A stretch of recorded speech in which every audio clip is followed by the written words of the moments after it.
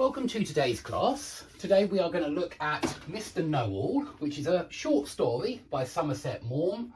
It's really quite short as well, not many pages at all, and I like short stories because you don't have to read much to get to the end, and I think that is something that's really quite good when you're learning a foreign language. Yeah, sometimes it's nice when you do things in short pieces because you can read this in one night, certainly, very easily, I think.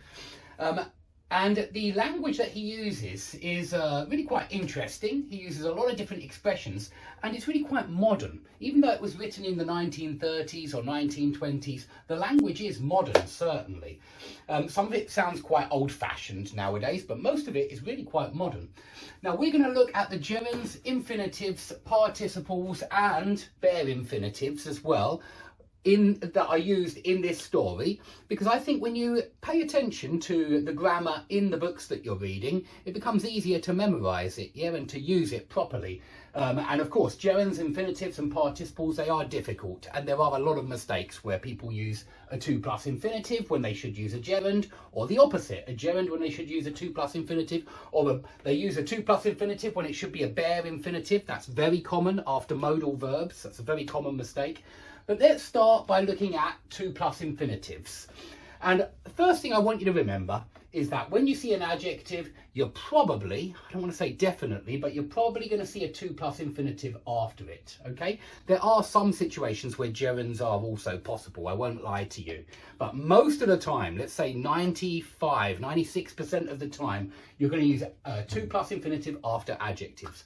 For example, accommodation was hard to get and you had to put up with whatever agents chose to offer you. Now, here the narrator is talking about accommodation on a ship because he is on a ship from San Francisco to somewhere in Japan. I think I can't remember the name of the city. My geography is very poor and I've never been to Japan, sadly.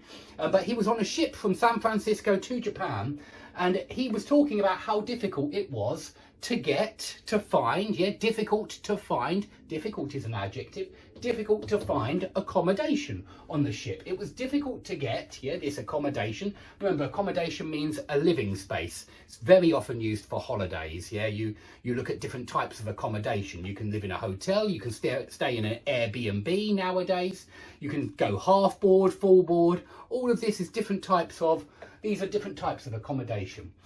So, accommodation was hard to get, it was difficult to find, and you had to, now you all know that, have to plus infinitive, yeah? You had to put up with. And look at that, that's a very interesting phrasal verb that I want you all to memorise because it's actually very common and it means to tolerate, to put up with. You had to tolerate whatever the travel agent chose to offer you. Yeah, the agents, he means the travel agent here.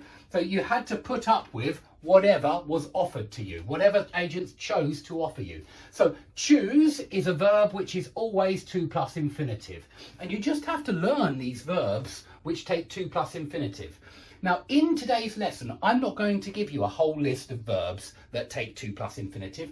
I do exactly that in the grammar course. And so if you want that, please try the advanced grammar course. But I actually think that nobody learns grammar in a table. We try, of course, but nobody gets fluent in a language by memorizing a table and recalling that table